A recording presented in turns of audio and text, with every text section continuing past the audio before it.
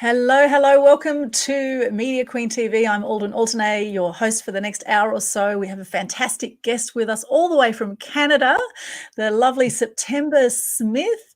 And we've got a hot topic today for you, podcast guesting for PR, profit and profile. Welcome, September. Oh, thank you very much. Pleasure to be here. Fantastic to have you here. I'll just let people know a little bit about you and then really look forward to chatting with you about this topic. Now, September, for those who don't know her, she is the host of the She's All That video podcast and the CEO of Course Consulting, where she works with entrepreneurs and social impact leaders to transform into business people using podcast guesting strategically for PR, profit, and social proof. Such a hot topic now, September. And I heard actually there's over 1 million podcasts now in America alone, which is insane. 2 million worldwide. I think they crossed that somewhere in early February. It was like we've just 2 crossed the million 2 million worldwide. mark. Wow. Yeah. It's just So skyrocketed in popularity in the last year. Wow. And so how did you get into it, September? I'd love to know a bit of your background. How did you get into podcasting? I think somebody had said to me actually earlier today that there's nothing that we haven't done in the last number of years that wasn't leading up to where we are. And I've been doing sound since 2005, audio and video since 2010. But I started actually kind of sideways working. I am a mechanical engineer by background. And way back in the day, I lived in Japan and I, spoke Japanese to the point where I could work with researchers and academics to help them get their research out internationally. And I ended up working with them as no, we got to tell this in a more compelling way. You're not just going to Europe to stand on a stage and mouth this thing about your paper. We want this to be exciting. So I started getting into the psychology of how do we tell this in a way that people are going to want more of this and want to know you. So it all those things sort of culminated. The last couple of years, I've just been like you, very interested in interviewing business people. And this past winter, I just went all in on it because I had to stay in Canada for the winter. I usually work from Mexico in the winter. And I thought, oh my God, I'm going to throw myself off the balcony if I don't do something that's going to keep me engaged, blah, blah, blah. So I started a podcast, and it was to support women entrepreneurs and to get their message out.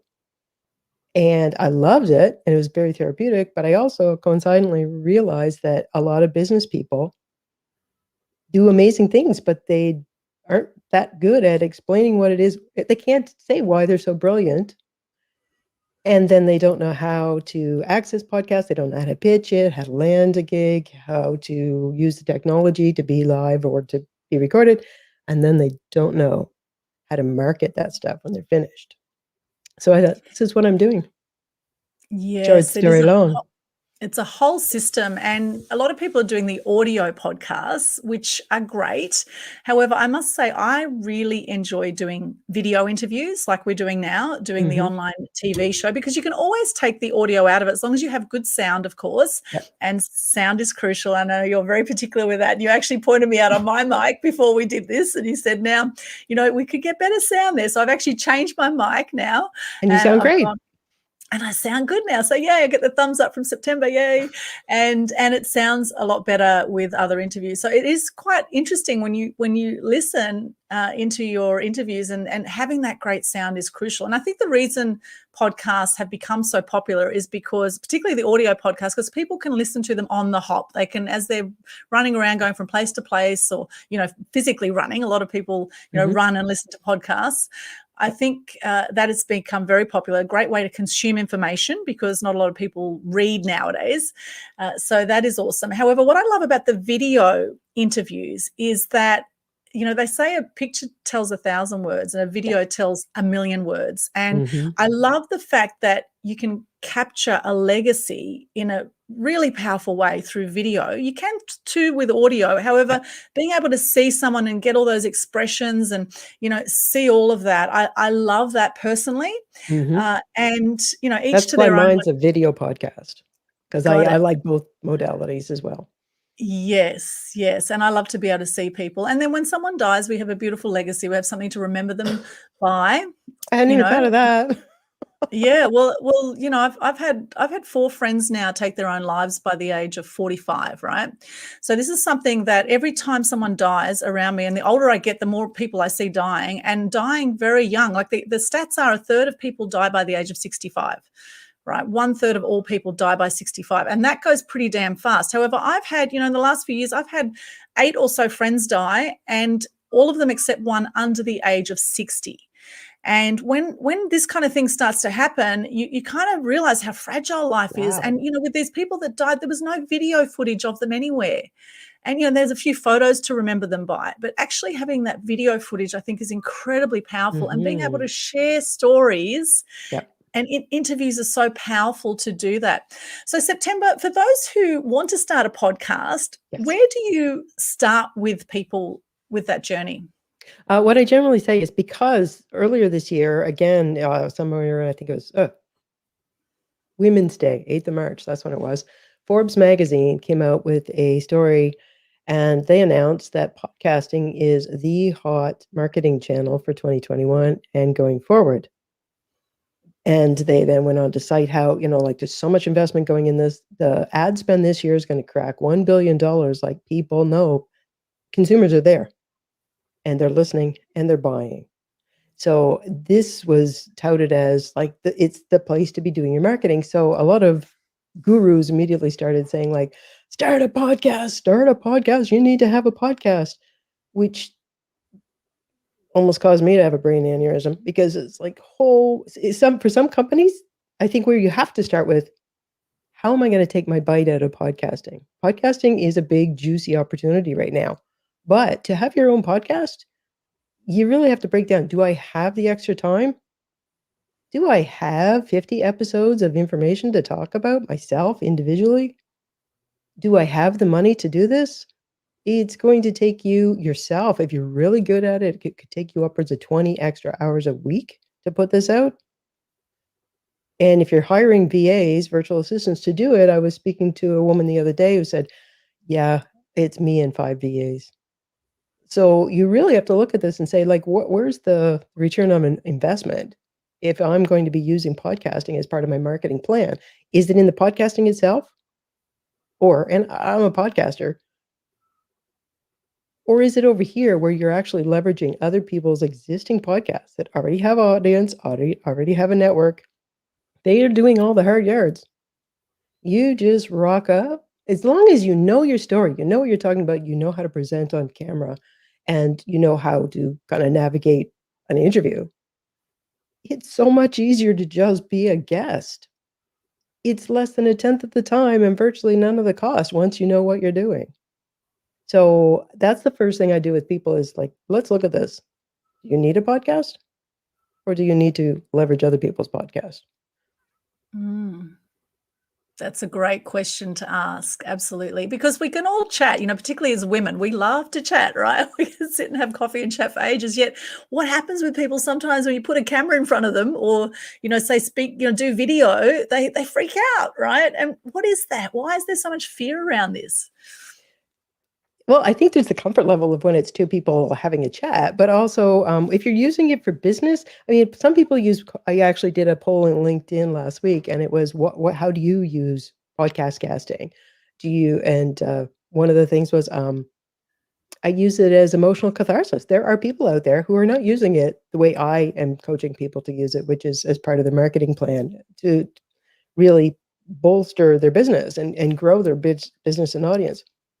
They're strictly getting on there to talk about a childhood trauma or a life experience, and there's no call to action at the end. They're not doing it to make money. It's an emotional catharsis. Then there are people who are doing it with no strategy. In many cases, they can be business people, but they're not really applying any sort of strategy. They're just like, oh, the de rigueur thing this year is to be on a podcast. So it's kind of like the tick in the box, or as my partner calls it, badge collectors. Been there, done that. I went on a podcast. Yeah. But is it working for your business? I mean, like, why Mm. bother? For the people that know that they want to use this to actually impact the growth of their business, you got to get strategic. So various ways Mm. you can be using podcast casting. Yes, yes, that's true. And, I must say, when I started out, I just wanted to share inspiring stories. I wanted to help capture legacies for people. And, what I stand for with Media Queen TV, which is my YouTube channel, I stand for inspiring truth and good news. And that's what I aim to do with my podcast, which isn't directly related to my media business, although I am a stand for truth and good news in my media business and sharing more good news in the mass media to help decrease depression, anxiety, and suicide rates. So I guess there is a tie in there, but I'm not doing a whole lot of podcasts You've got a with people. goal. Yeah, I do have a goal. It's not specifically all my guests are around marketing, although in the Right. mass media tribe events that I do, the mass media tribe events, we have different marketing speakers, and you'll be coming up. It's one of our guests for one of our future mass media tribe events, which I can't wait, in September, actually. So in September. Yes. So keep an eye out for that. For anyone watching this. However, you can be, I'd say, more strategic. So can you give an example, September, of a way you can be really strategic with your podcasts? Well, I mean, what you have to do is before it's like any other kind of media marketing, like say content marketing that you're going to be doing. You have to think about, okay, who am I talking to? What are my goals with this thing? What do I want to get across?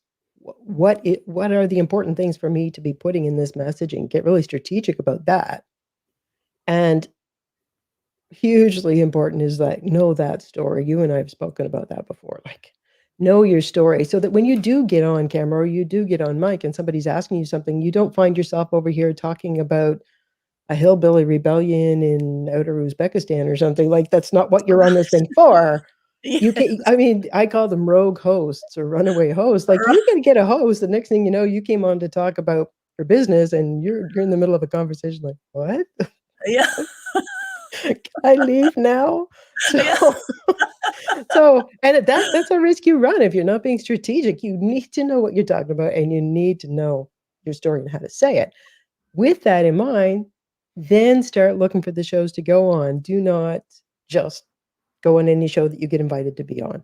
I've had, again, last week on LinkedIn, that came up as like, oh, yeah, I'm going to try it. I got invited to go on a show. What's it about? Oh, I don't know. Be very picky. Do not just go on any show. If it doesn't work with your message, if it doesn't kind of sync with what it is you want to say, then you're in the wrong venue. If you want to talk about knitting, you don't go on a sports show, probably. So there's a lot of strategy in that. Yes. Get really strategic about, okay, you know what kind of show you want. Start researching the shows. Go in and listen to some of the episodes. You want to know that you kind of jive with the host, that you've got a similar energy, that you like the way they treat their guests, and you like the flow of the show. And as much as that sounds like, well, yeah, no, they'll all be good. What you have to keep in mind, I was actually talking to another media person like yourself the other day, and she specializes in television. And the one thing there, we do a lot of similar things with our clients, but the one thing there with TV, they have their standards. Their journalists cannot just be raving lunatics. On the other hand, there are 2 million podcasts. The vast majority of them are not professionals. You have no idea what you're getting. So it behooves you to get in there and make sure you've got somebody that's going to make you look good. Very strategic.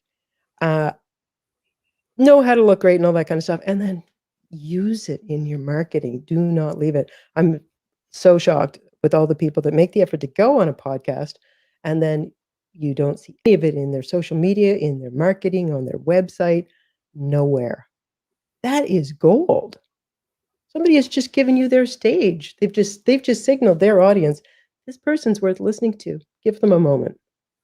You don't get that without paying for a podcast or an opportunity where somebody is giving you their stage. It's not all free. As you and I both know, some companies and shows charge to be on their show. But for the most part, it's free. It's gold. It's marketing gold. Yes, absolutely. And depending on the reach, of what people are doing with that show, are they marketing it out to a certain number of people? So some people charge because of the marketing potential of it, the reach that the show has. Yep. And some people obviously have a bigger audience than others, and looking into all those things are very strategic as well. And I love how you said, will you gel with the person who's interviewing you? Because it really is, it's a synergy that happens in an interview. And some interviews that I've done on other people's podcasts, some of them it's been like pulling teeth. Like it's been really, I've had people interviewing me sometimes where they've had a strict number of questions and they just stick with the questions. There's no flow in the conversation and it becomes a very rigid, hard interview. And in fact, there's one of these online and someone said to me, they said, I saw that interview with such and such and gee, you did a good job with that considering the way that the host was. And everyone has their own style, right? Yes. So, finding someone you gel with personality wise and someone whose show is in line with what you want to promote, then that's all really great. We've got a few people watching. And yes. that speaks to, just as you said, that it speaks, they're reactive to the conversation. So if you're saying something and you say something that's noteworthy or that would pique curiosity in the listeners, they're going to then delve deeper and go like, oh, tell me more about that, not just get on with our list of questions. Yes, absolutely. Hello, Angelique. She's saying, so interesting. Thank you, ladies. Angelique's one of my Mass Media Mastery clients. Welcome. And we've got Raz here. Good morning. For those joining us either on YouTube or Facebook, welcome, welcome. If you have any questions for September or myself, then pop it in. Great tips. We've got Dana here. Dana's another one of my clients.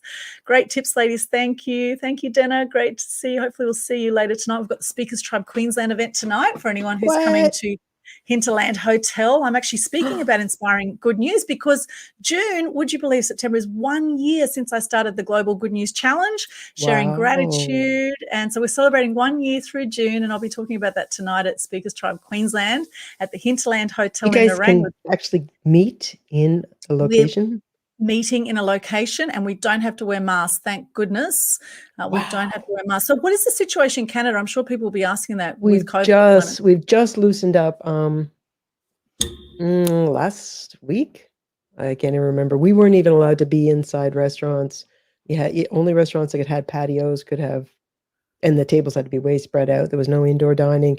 Stores in many cases were limited. I'm on the West Coast. I'm in British Columbia. Other places like Ontario and Montreal, even more strict lockdown. Wow.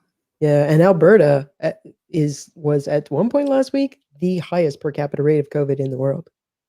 Yeah, so we're definitely not even close to the situation you guys have. I'm so envious. Wow. Well, it's unfortunate we can't control any of this drama around COVID. And if you watch the mainstream news continually, you will end up depressed and potentially suicidal, which we don't want for you, obviously. We want you to have full lives.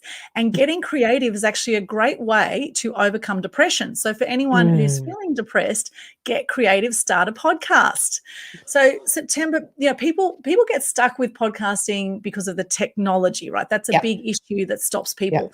So where do you start with people who have this tech barrier? If you want to do, the easiest thing, as I said before, the easiest thing is do podcast guesting. Then all you have to master, basically, is this. Figure out what you need for a microphone, and please, yes, have a microphone. I had a conversation with someone recently who said, "Oh, I thought those external microphones were just for radio types. Can't I just use my laptop?" No, don't use that microphone. That's all you have to do is figure out a microphone that you can have, get it positioned, work on your sound. That's all you need to do. If you're going to be going further and doing video, then a bit more equipment. If you're going to be doing a podcast, you got to go way deeper than that. But again, it's all audio.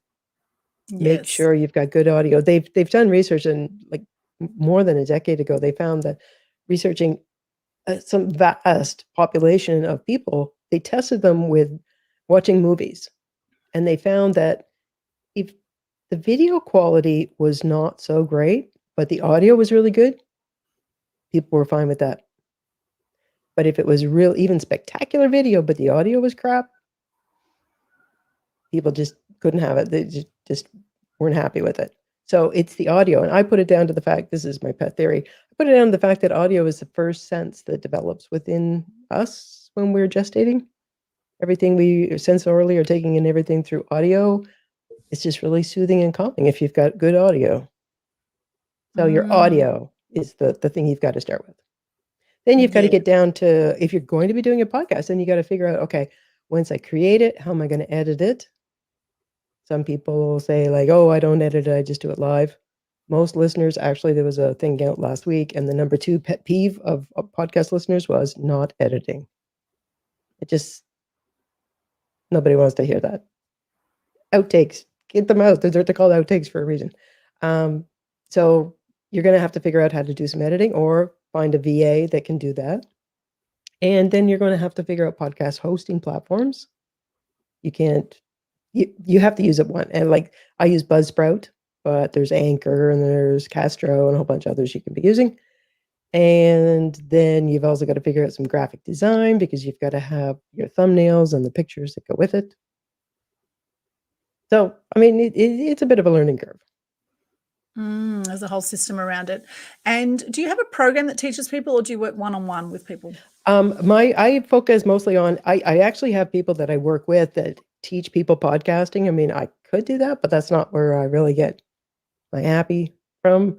For me, it's let's get you using this guesting thing. So if somebody comes to me and we have that conversation and it's like, what is actually going to be worth it for you? Is it the podcast or the podcast guesting? If it turns out it's a podcast itself, then I refer them to a couple of different women I know who run businesses that will teach you podcasting itself.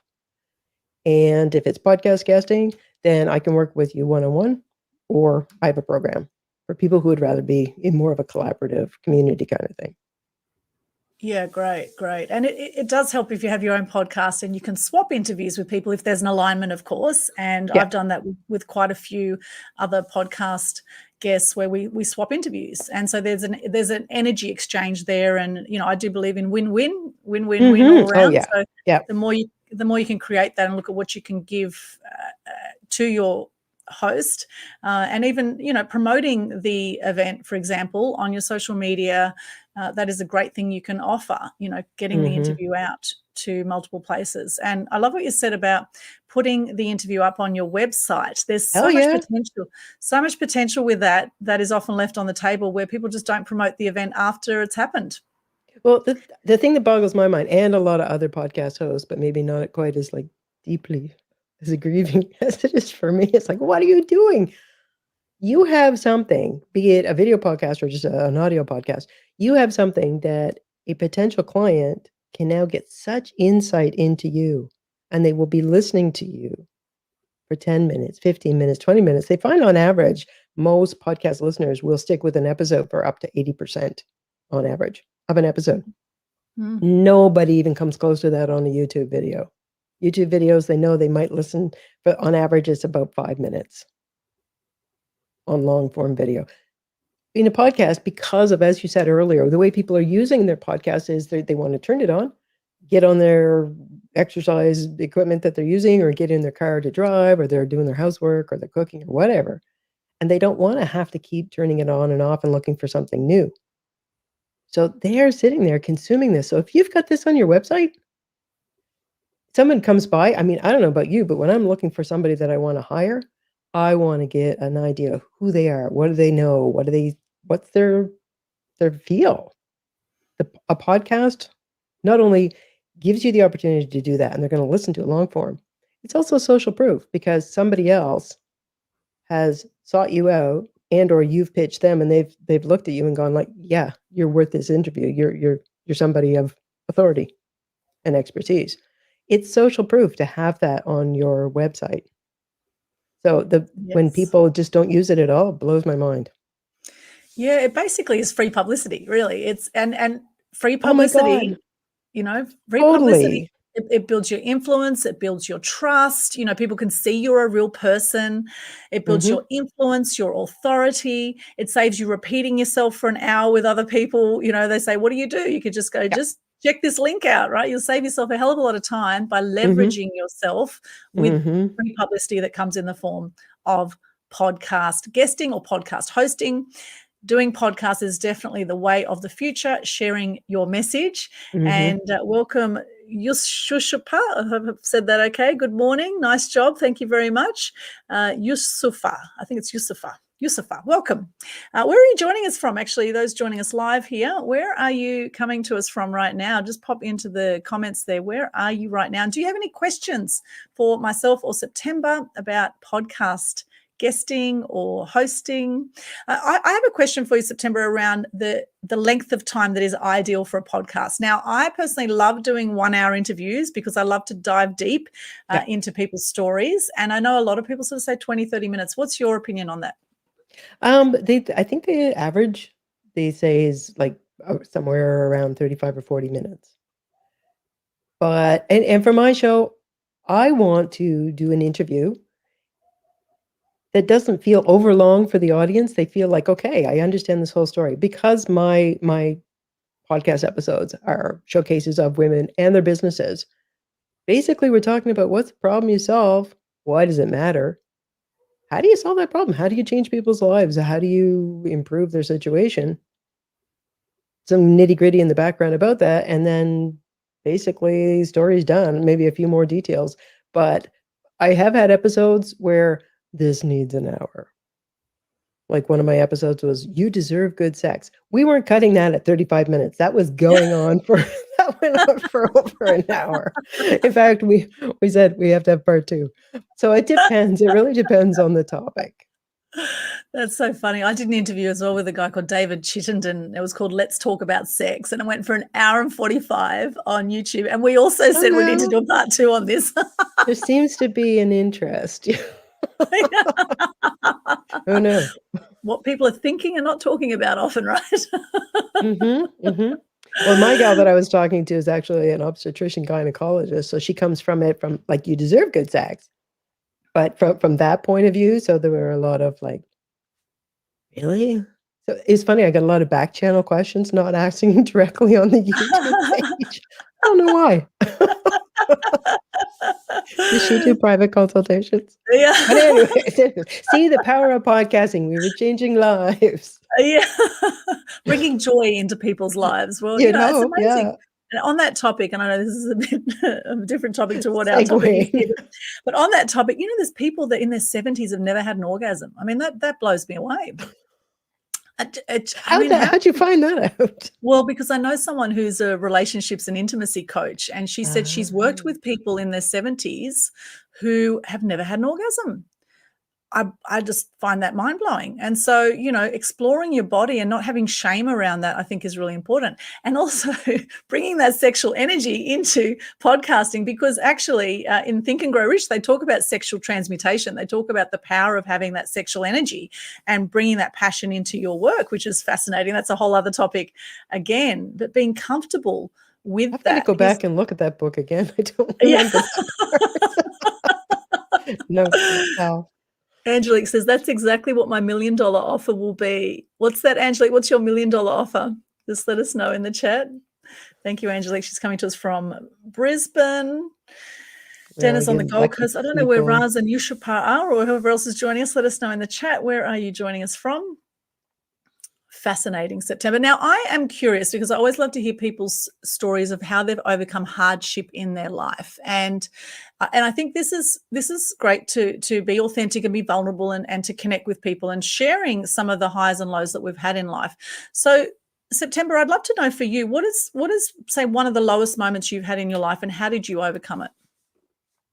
The lowest moment in my life would most definitely be in 2006 when I'd been living in Japan off and on, out of Canada for 20 years, in Japan off and on for 15 years, established there, teaching university, had a life, a child, and I suddenly found out that my father, who was in Canada, was terminally ill with cancer, and he had no one right there with him to take care of him. And it ended up that I just thought, no, you're not doing this alone.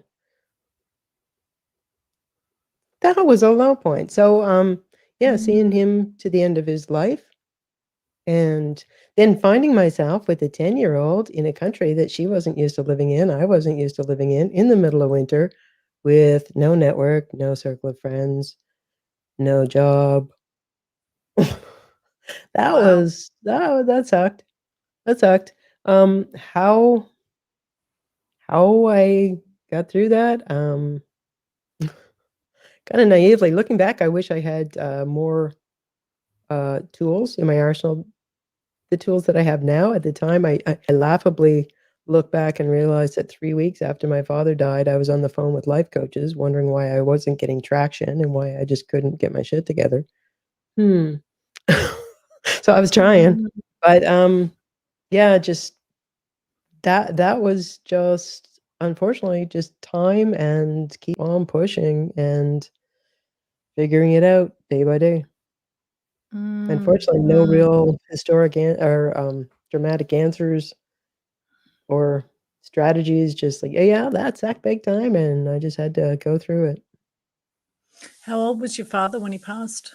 He was only 68, and I Wow. think what's behind me here is partly I became very, very obsessed with time when that happened because I realized, like, life can go like that. 68, I mean, if you're 20, maybe 68 sounds like you're ancient, but 68 is just, like, far too young to have your Yes. life snuffed out and not, I just feel like there's not a moment to waste.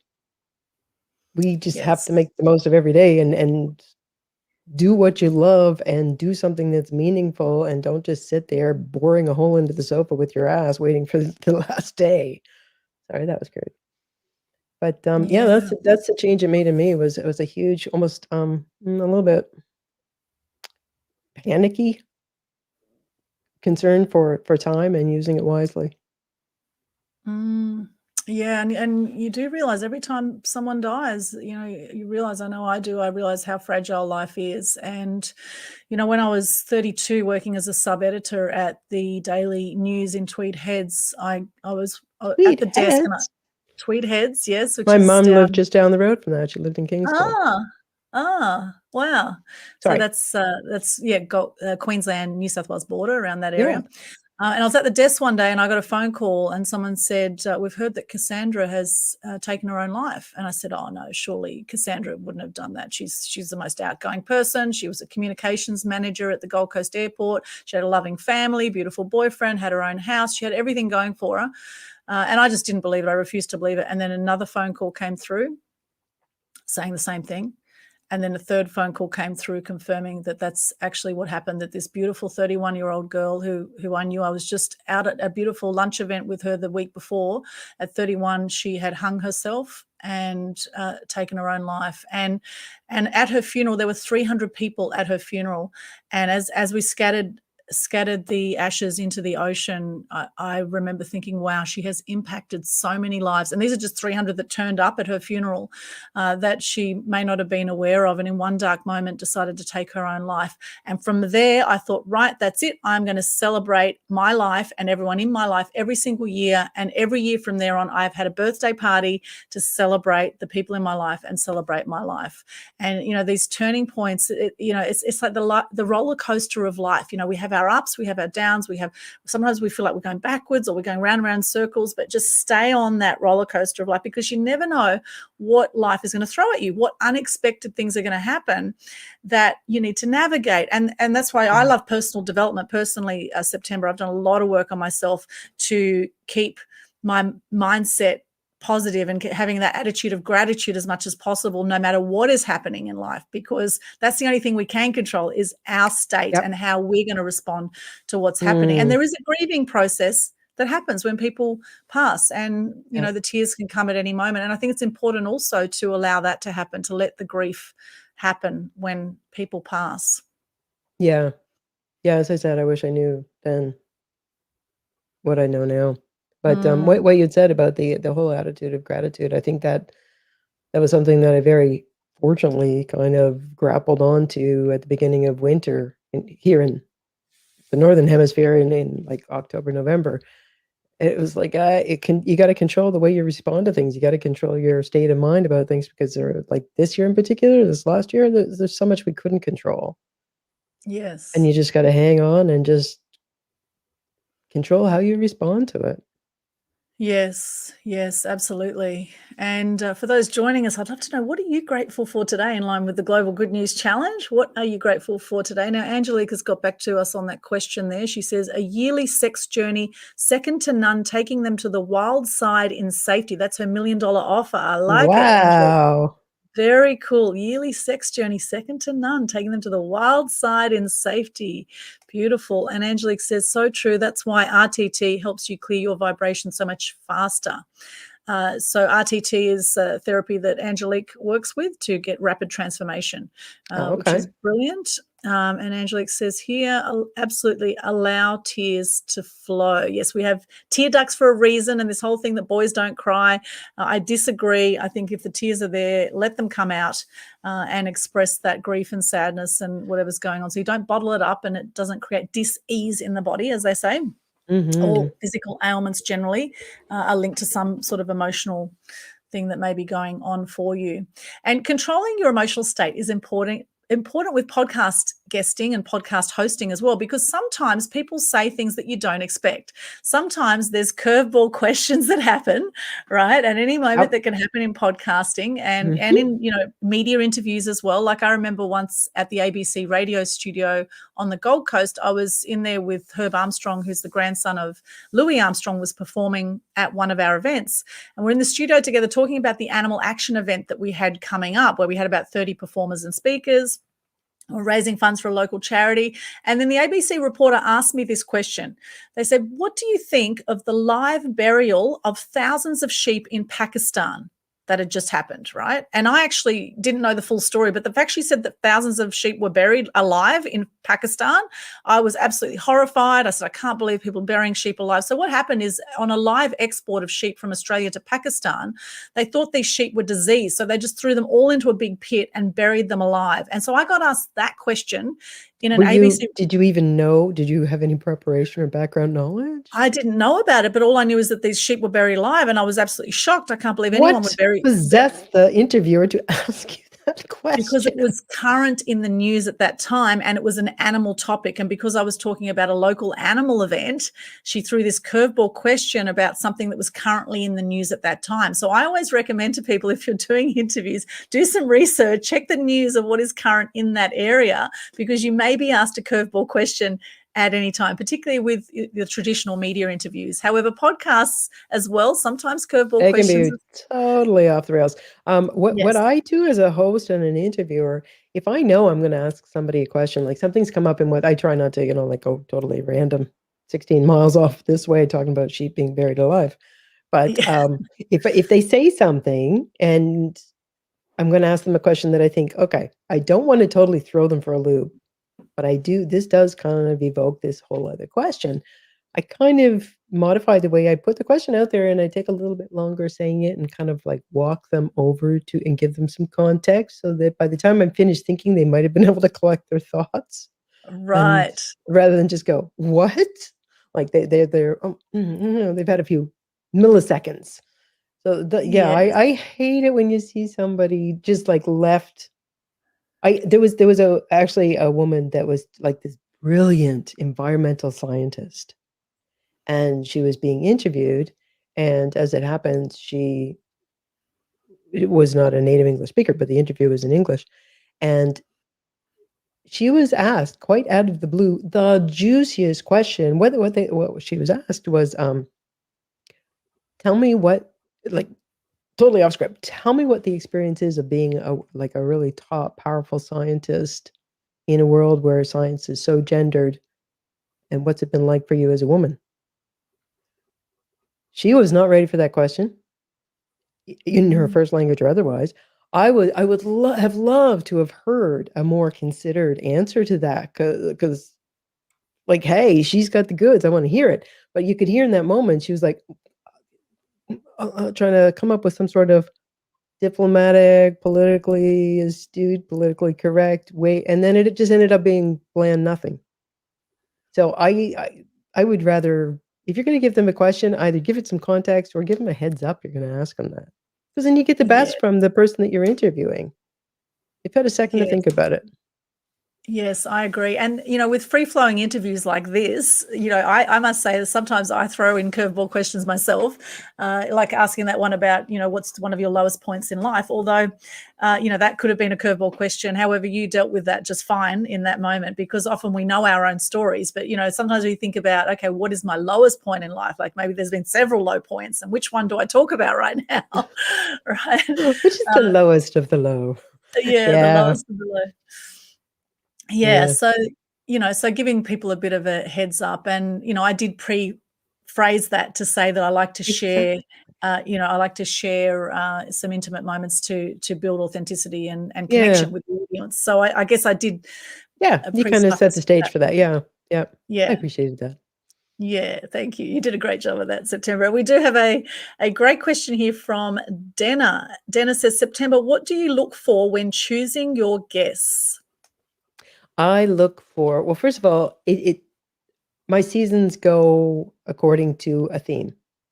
So my podcast is She's All That video podcast, and the hashtag for that, or the tagline is conversations with women doing awesome shit. So they have to be women doing awesome shit. Um, Sounds a bit rude, but like women that are doing something that is like, wow, that is so remarkable. My first season was actually ended up being more about social impact, people who were doing things that were actually impacting lives, changing lives.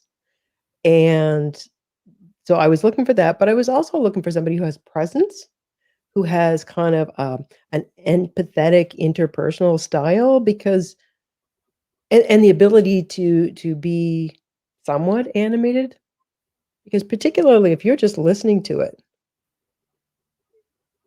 if they're really monotone and flat and they don't tell a good story and they don't elaborate, nobody wants to listen to that. So I'm looking for somebody that's got the personality, that can tell a good story, that is doing, for me, awesome shit, and somebody that I know we work well with. Like, when we're together, it's like my absolute favorite episodes are when I get feedback from people messaging me going, "That was so fun. That sounded like two people just having a really awesome conversation, like really informative, but really fun. You guys were just a laugh to just listen to." That's what I'm looking for, somebody that can kind of roll with that. So it's informative, but it's also entertaining. Nice. And that's exactly what the media looks for too. They don't want to just educate, they want to entertain. And Mhm. this is where it's really important to bring that passion to your interviews. Really important to express that passion. So, September, how do you work with people who maybe are a little bit flat and don't have that passion? Um, just to try to get people in the zone to kind of be able to envision what it is they're shooting for, I usually suggest, okay, think of a time when you're at a party back in the days when we could go to parties here in Canada, and you were having such a good time and you're talking to some people and you're just really engaged and you're laughing. And do you remember that feeling? You have had that experience, right? Do you remember Yes. that feeling? That's what we're shooting for. You don't have to be screaming with laughter, but that kind of like you're just in your body, you're comfortable, you're relaxed, and you're just freely talking about what it is you want to talk about. So that's a good way to kind of get people in the mindset, because a lot of people come to it thinking, oh, there's a certain persona I have to put forward, especially if it's for their business. They think like, oh, like people will expect me to be a certain way and I have to talk a certain way. And no, if it's not you, nobody's going to really vibe with that. It's the real authentic you that's going to connect with the people that are the ones that you should be working with. So just learn how to Yes. put yourself out there authentically. I love that. And that can involve taking the attention off yourself and stop worrying about what you look like and, how you're going to come across or what questions they're going to ask. So actually, Yes. it's also going from head to heart to embodying a state, as you say, embodying that excitement, embodying love, embodying, it's love or fear we come from, as I always say, love or fear. And I actually have my little love heart right here to remind people to share love and come from love. And the more you're coming from love and your own truth, then the nerves disappear, because Hmm. the nerves come when we worry about how we're looking, how we're coming across. So if you're just focusing on being of service, Yeah. And also you're empathetically talking to the host, because it's two people having a conversation. It's not just about you. Unlike Yes. when you're doing speaking from the stage, which is kind of a sister form of podcast casting. But in that way, you've got your shtick. You go out there, you're standing on the stage, the lights on you, the mic's on you. It is all about you, kind of. Shouldn't be. You probably, if you're doing it for business and you're not going to sell anything if it's all about you. But there's no give and take. When you're having an interview and a conversation with somebody, have some empathy for that other person, that host, that has invited you to be there. It's not all about you, just as you say. It's about your Yes. interaction and the communication.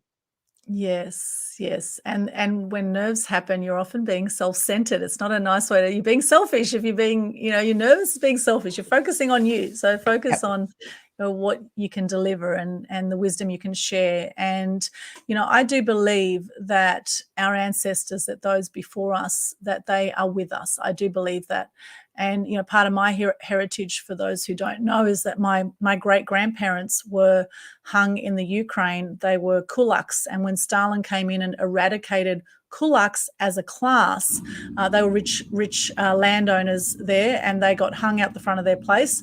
And my dad's dad was in another part of the Ukraine, which was their son, and he started to speak up against the government. And his friends came to him and said, "You better get out of here now too, because the government are coming to kill you as well." And so he ran away to Turkey, met my dad's mum, who was Greek. And so in my heritage, and it's proven that we have the DNA of 7 generations, scientifically proven. In my heritage, I have people that were killed and running for their life in fear of stepping up and speaking up. And so what I do now is I help people step up and speak up, and I help share more truth, right? And I do believe my ancestors are with me, just like I believe your dad is with you, September. And, we have support, we have guidance. We may not see it, but I can definitely feel it. I can definitely feel my ancestors. Wow. Now, is that an ongoing constant thing, or just like, is it just a background energy, or?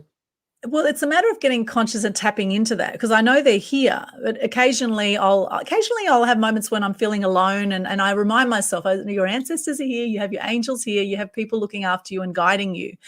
And, being a stand for truth, we know that over time, people have been killed for speaking their truth. It still happens to this day, right? Martin Luther Yes. King, JFK, John Lennon, these are all people that got killed for speaking their truth. And I do believe that just one day of speaking your truth, even if you potentially could get killed tomorrow, is better than a lifetime of lies. And you may not think you're lying. However, if you're not being true to yourself, if you're not speaking up about things that matter to you, then I believe in some way you are actually living a lie around that. And it may be hard to hear that. However, I do believe it's important to act on your promptings and act on things that move you in some way. Yes. I would agree with that. I feel that's part of the reason why I do my podcast, is because in addition to, like helping women get their message out there, and the therapy for me of creating the podcast, there's also a bit of a subversive thing in there, where it's like, yeah, no, the majority of the narrative out there is gendered, and it's not female. So I want to focus on women and put that narrative out there in a way. So that's a truth that I need to speak. I just feel like Yes. we just need a little bit of balancing of the tables here. Like, can we listen to her for a little bit, please? Oh yeah, I agree with you. If you feel compelled to speak. Yes. And often a great place to look is, what is it that saddens you or angers you when you hear about it? It could be in the mainstream media, or it could be, like for me, animal cruelty is something that always upset me. I got very angry and very upset and didn't know what to do to help animals. And then I created the Animal Action Day, and now I've done 14 annual events raising awareness, appreciation, and respect for animals. That was part of my truth. And when's the next one? It'll be October. It's usually around World Animal Week, 3rd to the 10th of October. So I'll start organising that one. So I haven't organised this year's one yet. But we did have last year's one. We had over 15 performers and speakers. We did a 5-hour live stream online, which you can see on the Animal Action Events Facebook page. You can see the whole live stream on there. It was a fantastic event. And my whole thing is, well, if I can encourage everyone to just do something for animals, we can make a difference, right? Because often you know, when we think of huge things like, you know, sexual assault, domestic violence, all these massive issues, I think, gosh, what can we do to make a change with this? Well, what you can do is you can actually do something. You can speak up about it. You can share something. You can donate to a charity. You can encourage people to take some action, like signing a petition against whaling, for example, or buying free-range eggs. If you're going to buy eggs, you know, look into what happens with battery farming of chickens. If you look into, they have cage eggs here. They don't call it cage eggs, right, in Canada. No, we have all kinds of kind of obtuse names like grass-fed or free range. But then you find out free range means, I don't know, something like they've got a 1 meter radius they can, I don't know. Yeah, it's all very Yes. obtuse. It makes it sound all very like nice and, you know, romantic, farmy, pastoral scene, but not so much. Yes. Yes. So So do you your guys just research. straight out call it caged egg? They actually call it cage eggs, which I think maybe the RSPCA or one of those animal organizations said that they had to do that. So people know they're buying cage eggs, because what Yeah. happens with cage eggs or with caged chickens is they have 4 hens in one A4 size bit of paper on a slope. They only last a few months. It's a disgusting thing. If you look at it, like all that energy and anger is going into the eggs, which people are eating, which is not only supporting an incredibly cruel practice. However, you're taking on that energy of something that's just been absolutely horrifically created. So on a cellular level, you know, it's important to be conscious about the kinds of stuff we're buying and what are we supporting when we purchase certain things. So you can see how passionate I'm getting about this. So what is it for you watching this right now? I'd love to hear from you. What is it for you that saddens you or angers you that you want to make a difference in? And maybe that's a great place to look at starting a podcast around that, or donating some money to a cause from your podcast, from any money you make from the podcast or from your business. I've just joined B1G1, buy one, give one. And every time people do business with me, I'm giving back to a cause. And that could be helping to feed koalas that are injured in car crashes, or, you know, things like that. There's so much we can do to give back. So what is it for you? What is it for you, September? I know you said about women, helping women step for up. women. There's a lot of things that I don't want to say that I'm passionate about. It seems to be an overused word these days, but that really pissed me right off. But there also is some not for some conversations, there's just not an open public discourse on it, and I feel it's almost in some ways just wasted words. So it's like, save those conversations for situations where you have an audience that gets what you're saying. But on the women's thing, yeah, there are things we can be doing about that. Definitely. Back to the whole podcast guesting podhost thing. If you really have a message like that and you want to get it out, you don't want a podcast. Get your message out. Make sure you know what your message is, and then get on as many podcasts as you can that already have tens of thousands of listeners, so that you are now getting your message out to hundreds of thousands of people. You start your podcast, in a year from now, you might have had 1,000 people hear that message. That's another way you can be leveraging podcast guesting.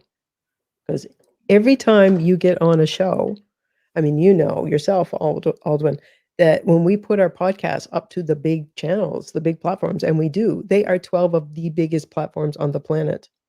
And unlike social media, they are not throttled. You know, when you go on Google and you search something and it takes 16 times to get it, it's throttled. It's the paid ads that get seen first. That's not what these platforms are for podcasts. Your message is out there. All the links are pointing back at you and your website. This is one of the most powerful ways to get seen and heard. So you get yourself on shows that have a huge audience and get your message about whatever it is that you're really passionate out there, and you're going to reach 1,000 times more people. Yeah, I love that, leveraging other people's audience. So you mentioned some of those platforms, podcast platforms. Can you just share those again for those who missed it last time? Yeah, the biggest ones, of course, used to be iTunes. They're now moving to Apple Podcasts. There's Google Podcasts. There's my favorite, Spotify. But then you've got Alexa is one of them. They're now playing podcasts through Alexa. Amazon Music. Amazon itself, you can, when you go on there, they are now putting podcasts in with what was just ebooks and audiobooks. Audible. Now your podcast can be found there. There's like a ton of smaller ones. iHeartRadio is a really big one here in North America. There are about 12 of the big ones and then some more smaller ones. And literally, that is one of the most powerful ways to be found anywhere, because, like I said, unlike the other platforms, which are heavily monetized and throttle, Podcasts will get to that point. And Apple Podcast is moving to, that's why people are really kind of freaked out right now, because Apple's really trying to change the landscape. But for the time being, it's a free, for one thing, to get your message out, and it's out there on all these platforms, and you are just so totally easily found. So your message is going to get out much more than, say, if you did it on Facebook, or even if you took out Facebook ads, you're not going to have the same reach. Yes, I love that. And for those who are thinking, okay, I want to get on other people's podcasts, how do I go about pitching myself? What's the best way they can do that? The first thing you have to remember is, like, what you had said earlier, it's not about you.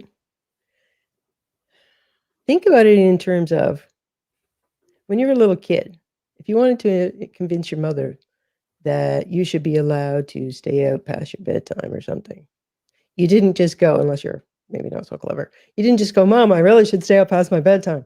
You pitched it. You told her why it was a good thing, why everybody would benefit, and how happy everyone would be if just you could just do this one thing. That's how you pitch it. You have to put yourself in the shoes of the person who's receiving this. And remember that for some shows, like I receive a number of, especially when I'm putting out, I had a bit of a pause there in between seasons, but when I'm in season, I get a couple, sometimes 5 or 6 pitches a week. There are shows that get hundreds of pitches a week. Somebody's got to read all that crap. So you've got to make it instantly, compellingly obvious why you are going to be an amazing guest, what's in it for them, how you're going to blend with their show, but you're going to bring this unique aspect to it that they haven't had because you've listened to the show and you know what they're about. That's a huge thing. Let them know that you're familiar with their show and that you see how you can bring unique value to it. Make it really easy for them to understand that, just almost like bullet points. And also, it never hurts if you let them know where they can easily find your links. Once you've sold them, don't just give them a link. I received that once. It was like, here's my website, go look at it, and then you can tell me when you can interview me. Yeah, no, not happening. So, and then make it clear how it is that you plan to help them, because podcast guesting, it's a collaborative thing. It's actually really strategic if you're developing potentially a relationship with that host. So they've got a network, you've got a network, you're merging networks. How you're going to help them, how you're going to actually push their stuff, you're going to market it afterwards, and this is where I'll be posting it, and I'd be more than happy to use your thumbnails and any of your marketing collateral to put it out there to my network. They're going to be thrilled if they see all those things. That's how, you're selling yourself. Yes, love it. And then where's the best place to find the contact details of the podcast hosts, where email addresses, etc.? Most podcast shows have their own website. So the contact information is there. Depending on the show, it might not be as easy to find if they don't want to be found. Some people, because it can get a little bit tricky, some people actually will hire an agency. You can, for I think like somewhere around $1,350 American a month, you can have a company who will do that for you. But if you just have a couple of strategies and tips as to how you'll go about finding the shows that are right for you, you can save yourself, what's that, 15,000 US a year to find your own shows. But yeah, first place is, once you've identified it and you know this is something that you'd like to be on, go to their website and go through and find that contact information. And then tell them why you'd be an amazing guest. Yes, love it. That is very, very cool. September, for those who want to work with you or find out more, how can they contact you? You can contact me through Facebook, or you can also contact me through my website. I don't know if we can share a link on that. My website. Yeah, I'll share that. Okay. Yep, here we go. Oh, you've got a 5-step guide here. Yes, and for people who are just thinking like, I don't want to work with somebody, I just want to figure it out myself. Do it. Figure it out yourself. I've got a 5-step guide. Here are the 5 steps that you really need to hit if you're going to be able to use this strategically and successfully to get that PR, profit, and profile. Fantastic. And September, how many shows have you done up till now? Do you know the rough number, and how often do you do your shows? I am trying to shoot for once a week. I've actually just had to let myself off the hook a little bit. We had some family stuff come up recently, and I was actually my daughter said, like, "You owe no one nothing. You can miss a week." So I shoot for once a week. All up right now, I've because I started last fall, I think I've got 23 or 4 episodes. Fantastic. And some people do their podcast at the same time every week, and they're very rigid about that. I try. Yep. So you think that's a good idea? If you know that you've got a following that needs it for a certain purpose, and that they, like for example, there's one podcast that I listen to. It's actually my coach, and I kind of rely on the fact that that podcast is going to come out on Tuesday morning. So when I hit the gym on Wednesday morning, I'm going to listen to that podcast. And it didn't one week. And I was really ticked off. I was like, what? I need to listen to that podcast. But yeah, I try to do it just for the consistency of it so that people know that it's coming out at that time. And it's something also I can tell my guests, because I like to give my guests the heads up and give them all of the content that they might need to put it on their website, to put it on their social media, to use to market it themselves. So yeah, Yes. I try to be consistent.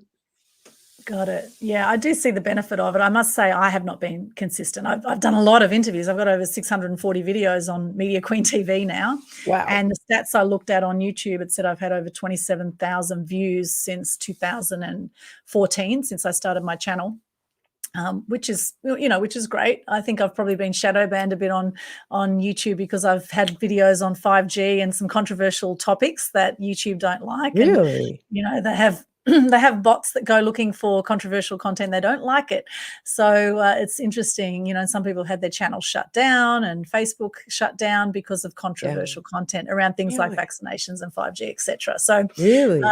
Yes, very interesting what's going on at the moment. So the thing is as much as we're putting out content, you want to make sure you have backup of your content and use things like library.tv or BitChute, have backup of your content so that if a social media channel goes down, you still have your copy of it and you can put it up on your website, which you can control. And also build your own database as well is really important. So I've done a lot of interviews, but I haven't had a regular time each week or each month. I just do it when I feel like doing it or when it fits into my schedule, or so I've been working that way. So each to their own, I guess. But I think there is a lot of merit to doing a regular time every week. Yeah, people come to expect it. Yeah. And I would think for yours in particular that it's all around the positivity and the good news. I can see that people come to like, I need a dose of that. Yes. We schedule our interviews usually up to a week out. We schedule these interviews. I have the Mass Media Tribe events I run every month. The Global Good News Challenge, that is at the start of the month, usually in the first week of the month that starts. And there's different times for each monthly challenge. So on that, coming up, in our first year of the Global Good News Challenge, we have our next one starting on June 7. So between June 7 and 13, people can start a 6-day Facebook Live challenge where they just share either on their profile or in the Loving Life group on Facebook. You just share a quick Facebook Live and just share your name, what you do, 3 things you're grateful for, and a piece of good news. And then hashtag Global Good News Challenge. All the details are in the Global Good News Challenge Facebook page. Pinned to the top, you'll see all the details, free to participate in. It's amazing how it will lift your energy and lift the energy of those around you when you get into gratitude. So I do invite people to check that out.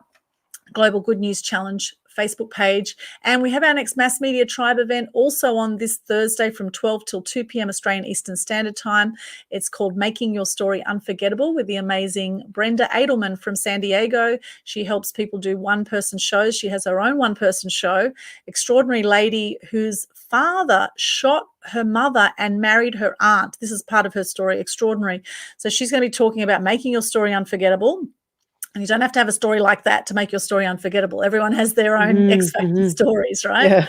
And then I have a webinar also on Friday called How to Gain $1 Million Worth of Free Publicity. I'm doing a special 90-minute webinar at 11 a.m. Australian Eastern Standard Time for free. So I recommend that people connect on Mass Media Tribe on the group on Facebook or Meetup to get all the event updates. Just go to the events section. You'll see everything there.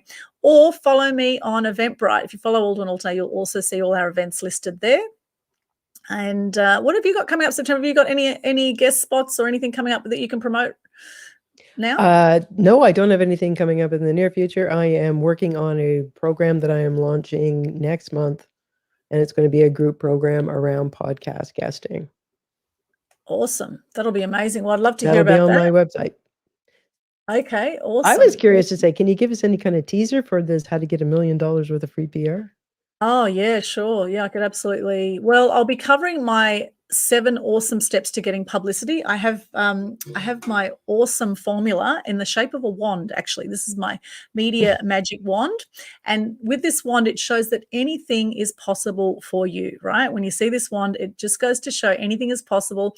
If there's other people featuring the media right now, not you, then why, right? Perhaps it's time that you started to step up with your message and be seen and heard so that you can have more fame, freedom, make more money, etc., and leave a legacy. So I share my awesome steps. So very quick snapshot. The awesome steps are the A stands for articulate your story. So getting clear on what you want to promote and the story behind what you want to promote. The W of the awesome steps is working your angles. I go into obviously a lot more in depth with my formula in the workshop.